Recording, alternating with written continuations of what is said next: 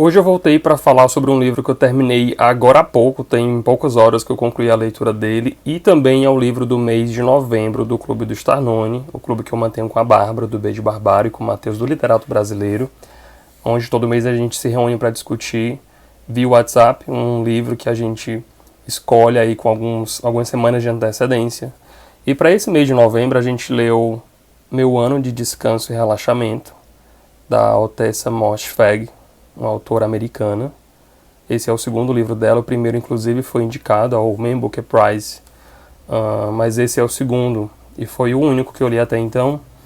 E o que eu gostei desse livro é que ele é um relato muito honesto, muito sincero e muito transparente de uma situação bem delicada da vida dessa protagonista e que eu tenho certeza que reflete a vida de muita gente hoje em dia, né? Não só no Brasil como no mundo como um todo. Nesses tempos de muito prazo, muita meta, muita urgência e de muita medicamentalização, né? Hoje em dia praticamente tudo existe algum tipo de remédio, algum tipo de composto que vai atenuar, vai facilitar, vai fazer com que você minimamente consiga suportar aquilo e viver de uma maneira um pouco mais confortável.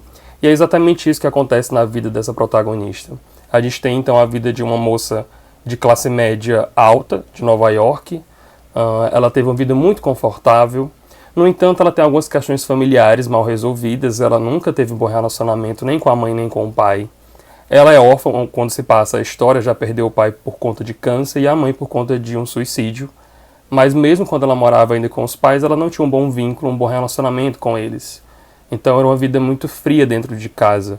Uma vida que mesmo próxima, eles viviam afastados uns dos outros porque cada um era muito individualista e eles não cresceram com esse sentimento muito vivo do vínculo dentro de casa. E isso essa protagonista leva pra fora também, tanto que o relacionamento que ela mantém com o único namorado que ela teve na vida e também com a única amiga que ela tem é uma relação muito distante. Eles estão próximos uns dos outros, mas ao mesmo tempo parece que eles estão a léguas de distância.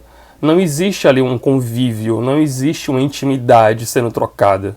Eles passam ali algumas horas, tem uma espécie de contato íntimo, mas aquilo não é íntimo, parece ter uma barreira, tem alguma coisa que separa.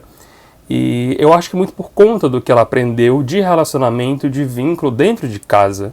Então ela acaba propagando aquilo para fora também. Ela tem essa vida financeiramente estável, financeiramente confortável, mas tem alguma coisa com ela que ela não se sente satisfeita, ela não se sente tranquila.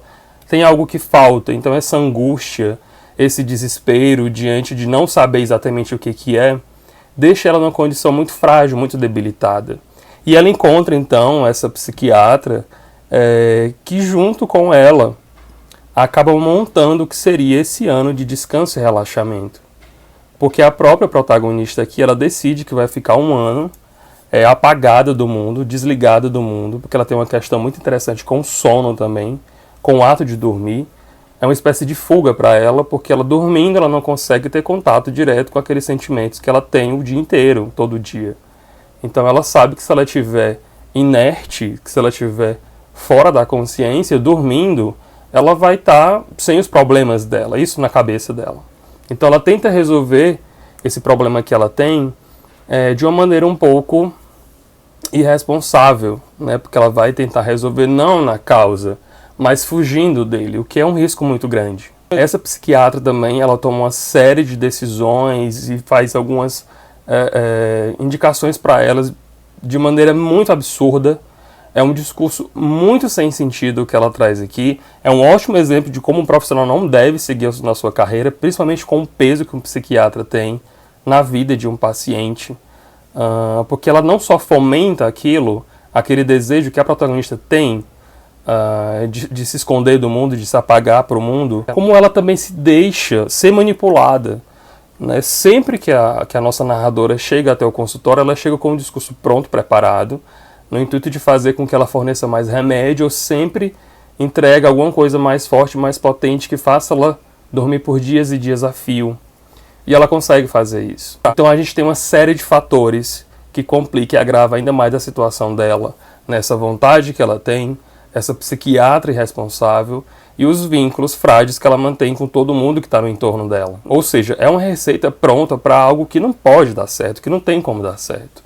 Aquilo vai sim ser útil por algum período, durante esse ano, né, de descanso e relaxamento, mas não tem como a longo prazo surtir um efeito positivo, um efeito duradouro, um efeito, na verdade, eficaz. O que eu acho interessante também nessa história toda é que ela traz uma discussão muito forte a respeito dessa banalização do uso do medicamento e dessa facilidade com que as pessoas hoje em dia têm de tentar resolver tudo na sua vida à base de remédio. Sim, é claro, às vezes é necessário, é preciso, muitas vezes em casos extremos de ansiedade, depressão ou alguma outra coisa que envolva saúde mental, é necessário a intervenção sim de um medicamento para que você consiga se manter no mínimo sustentável para tentar resolver as suas questões, que são a causa primeira de tudo isso. Mas quando você exagera, quando você se automedica, porque era quase isso que ela estava fazendo aqui, isso pode tomar uma proporção muito maior ou agravar ainda mais a sua situação. E outra coisa que a gente não pode negar também é que existe um preconceito muito forte ainda em torno disso. Uma ótima forma da gente tentar amenizar isso tudo é conversar e discutir e tornar isso um assunto comum, um assunto corriqueiro, usual. Mas, infelizmente, ainda existe muito preconceito em tudo que envolve saúde mental. As pessoas têm certo receio de comentar que estão indo no psiquiatra, que estão tomando um medicamento tarja preta, um medicamento que envolve essas questões. A gente, quando está com dor de cabeça ou alguma dor muscular, a gente toma um remédio sem culpa nenhuma e está tudo ótimo, a gente continua a vida esperando que aquilo passe, porque vai passar, uma hora passa. Mas quando você toma um medicamento para uma condição mental, existe também junto com esse medicamento uma culpa, um fracasso, um sentimento de que você não foi forte o suficiente, que por isso você precisa daquele remédio. Então tem toda uma construção social, tem todo um sentimento que além daquilo tudo que você está carregando, que está fazendo com que você precise do remédio, tem algo também que está junto ali, que move como se fosse uma espiral. Uma coisa vai levando a outra, e às vezes essa própria culpa, esse sentimento que está vindo imbuído junto, ele pode fomentar ainda mais aquele quadro todo. E o assunto é muito delicado porque é uma coisa que já vem de muito tempo, desde que o mundo é mundo, desde que essas questões todas começaram a ser discutidas, lá em tempos atrás. Então esse preconceito ele vem de muito tempo e ele perdura de maneira muito forte e muito latente, né? E a gente tem que fazer com que cada vez isso seja quebrado, isso seja minimizado, porque só assim a gente vai tornar esse assunto um pouco mais palpável, um pouco mais próximo da nossa rotina. E essas questões vão realmente ser um pouco mais amenizadas, porque o diálogo promove isso. Isso é do humano, isso é comum, isso acontece com todo mundo, isso está presente todos os dias. Com quem a gente menos imagina, a gente pode se deparar com uma pessoa que está passando por uma situação parecida. Então, por isso que eu acho que esse livro ele é importante, ele é relevante, né? Ele é um livro muito simples, de uma leitura muito fácil, mas ele tem alguns gatilhos, é importante deixar isso registrado. Mas eu acho que esse é o principal ponto dele. São todos esses tópicos e essas temáticas que ele aborda e que é possível a gente tirar uma discussão e tirar um aprendizado. A vida dessa pessoa aqui, dessa narradora, ela é vazia, ela é superficial, mas ela tem um sentimento, um peso que é dela, e a gente não pode negar isso. É uma dor que existe, e a gente tem que respeitar, a gente tem que acolher. E a gente não pode colocar numa balança e medir, mensurar a vida de um e de outro, ou comparar de um e de outro. Cada um tem um peso que carrega e cada um conhece esse peso e sabe o quanto que aquilo tem de carga em cima de si. Mas a gente tem que saber respeitar, a gente tem que entender, na verdade, e ter um pouco mais de empatia para lidar com essas situações, porque a gente nunca sabe como é que está a vida do outro.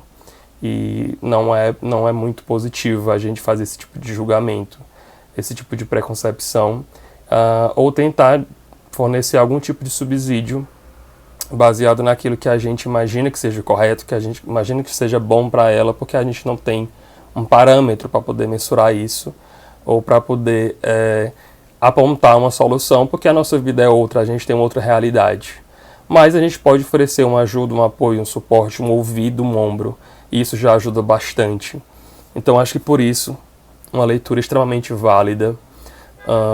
Fica a dica então, Meu Ano de Descanso e Relaxamento, da Altessa.